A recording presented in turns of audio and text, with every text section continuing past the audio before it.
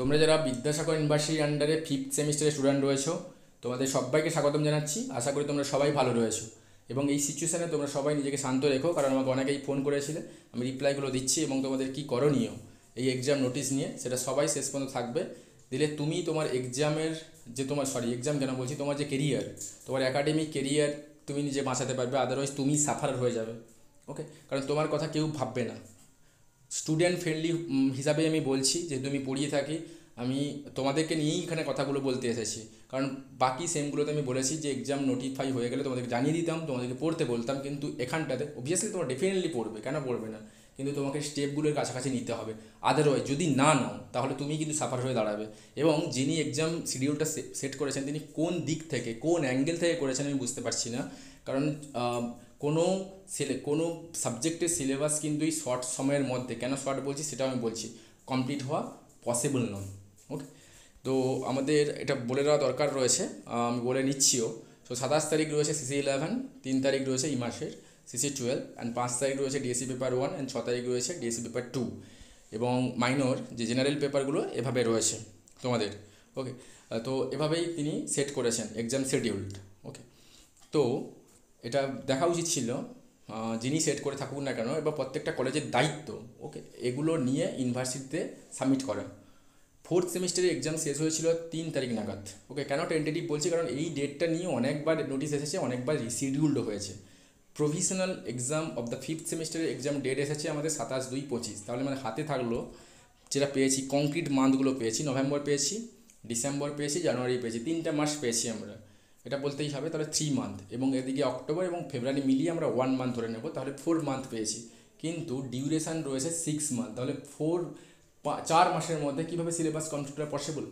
ওকে, যিনি এক্সাম শিডিউলটা বানিয়েছেন তিনি কি এই ক্যালকুলেটটা করে বানিয়েছেন, না তিনি ভুলেই গেছেন অলরেডি, না করতে হয় করে দিচ্ছেন? এটা তো পসিবল না। যদি করার দরকার ছিল তো ফার্স্ট সেমের দরকার ছিল, কারণ ফার্স্ট সেম যদি এক্সাম থাকতো তাহলে ওরা সেকেন্ড সেমে উঠে যেত, কোনো পসিবল হতো না। 5th সেমিস্টার কেন তাড়াহুড়ো করার কোনো মানে হয় না। ওই তাড়াহুড়ো করতে পারতেন যদি এভাবে লিখে দিতে পারতেন যে যে সিলেবাসটা ফরওয়ার্ড করা হয়েছে আমাদের 11, 12 অ্যান্ড ডিএসসি পেপার 1 অ্যান্ড 2, তো এখানে বলতেই পারতেন, এভাবে সিলেবাস না হ্যাপাচার করে সবাইকে বলা হতো যে সামারি ওয়েতে, শর্ট সামারি ওয়েতে তোমরা পড়ে নাও।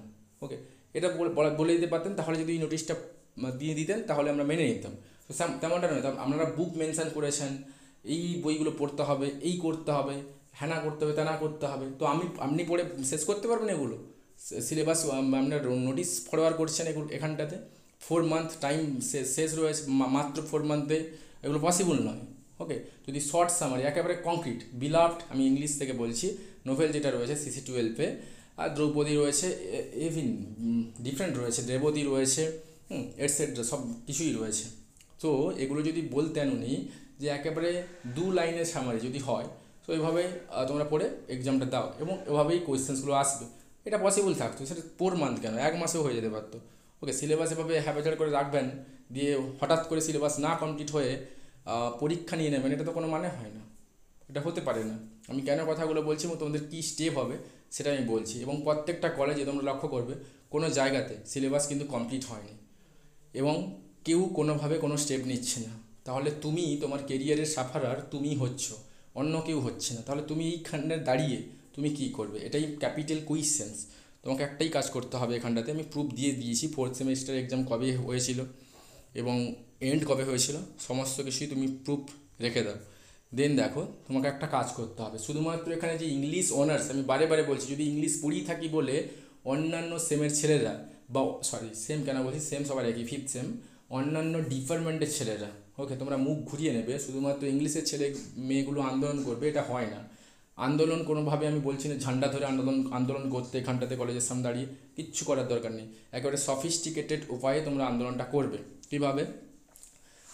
প্রত্যেকটা ডিপার্টমেন্ট যেই সাবজেক্ট নিয়ে তোমরা পড়ছো, আমি একটা চিঠি লিখেছি, কমপ্লেন লেটার, তোমরা 2 কপি এটা বের করবে বা লিখবে হাতে, এবং সেটা তোমার ডিপার্টমেন্টাল যে হেড রয়েছেন HOD, ওনাকে একটা ফরওয়ার্ড করবে, অ্যান্ড দেন প্রিন্সিপাল যিনি রয়েছেন কলেজ অথরিটি, ওনার কাছে একটা দেবে।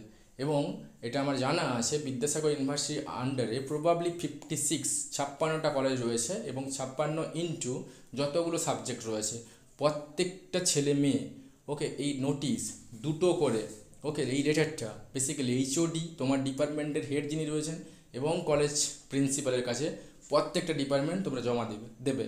দিলেই কিন্তু তুমি তোমার কেরিয়ার বাঁচাতে পারবে, আদারওয়াইজ তুমি সাফার হয়ে দাঁড়িয়ে যাবে। তুমি যদি নাম্বার কম পেয়ে যাও তাহলে এই নাম্বার কমের যে বোঝা, এই যে ডার্ক যে মার্কটা তোমাকেই নিয়ে বেড়াতে হবে, আদারওয়াইজ কেউ সাফারার হবে না।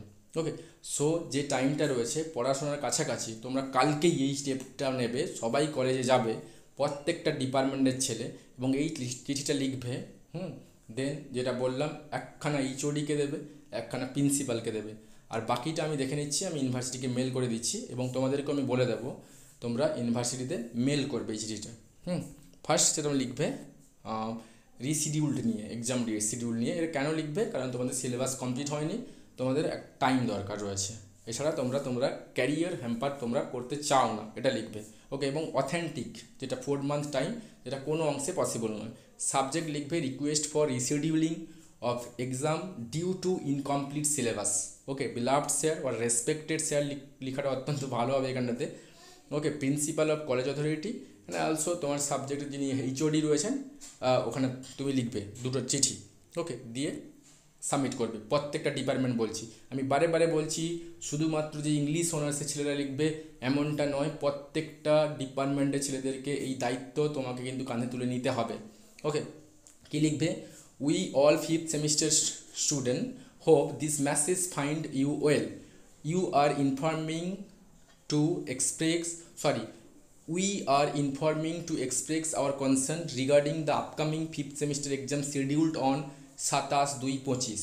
As a student of 5th semester, we believed it is essential to have sufficient time to fully prepare for the exam. However, a significant portion of the syllabus has not yet been completed, leaving us at a disadvantage. Okay, despite our best effort, there has been a lack of time to adequately cover all the necessary topics.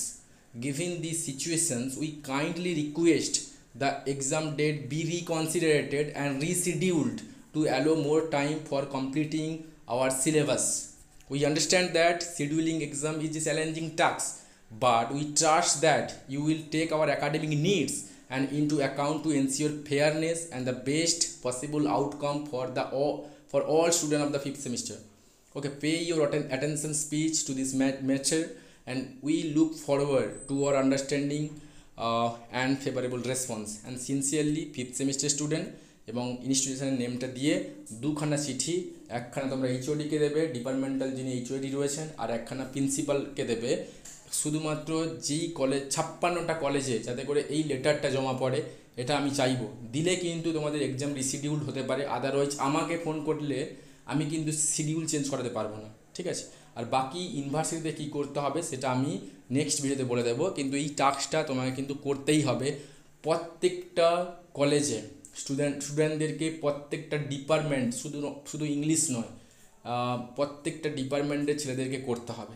Okay, science, arts, commerce, everything যেগুলো রয়েছে, stream রয়েছে, প্রত্যেককেই এইটা করতে হবে। ওকে, so এটাই আমার বলার রয়েছে, আর আমি বেশি কিছু বলবো না এই নোটিশ নিয়ে, কারণ তোমরা অনেকেই ডিপ্রেস সিচুয়েশানে রয়েছো, কিন্তু এই স্টেপটা তোমরা কিন্তু নিতেই পারো। ওকে, দিলে কিন্তু তোমাদের কিন্তু যে শিডিউলটা হয়েছে ওটা কিন্তু রিশিডিউল হতে পারে, আদারওয়াইজ কিন্তু তুমি তোমার কেরিয়ারের জন্য সাফারার হয়ে দাঁড়াবে। ওকে, থ্যাংক ইউ সো মাচ সবাইকে ওয়ান্স অ্যাগেইন। এই নোটিশ নিয়ে বা এই এক্সাম শিডিউল নিয়ে কোন দিক থেকে করেছেন আমার এখানে কিছু বলার নেই, তোমরা কিন্তু এই লেটারটা তোমরা করতে পারো, ফরওয়ার্ড দিলে কিন্তু কিছুটা হলেও তোমরা কিন্তু বেনিফিট পেতে পারো। এবং যে ভিডিওটা দেখছো যেখান থেকে হোক, তোমাদের শুধুমাত্র যে ইংলিশ অনার্সের ছেলেমেয়েদের কাছে তোমরা শেয়ার করবে এমনটা নয়, বিভিন্ন ডিপার্টমেন্টের ছেলেদের কাছে বা মেয়েদের কাছে ফরওয়ার্ড করে এই স্টেপটা তোমরা কালকের মধ্যে নিয়ে নাও। ওকে, থ্যাংক ইউ সো মাচ সবাইকে ওয়ান্স অ্যাগেইন।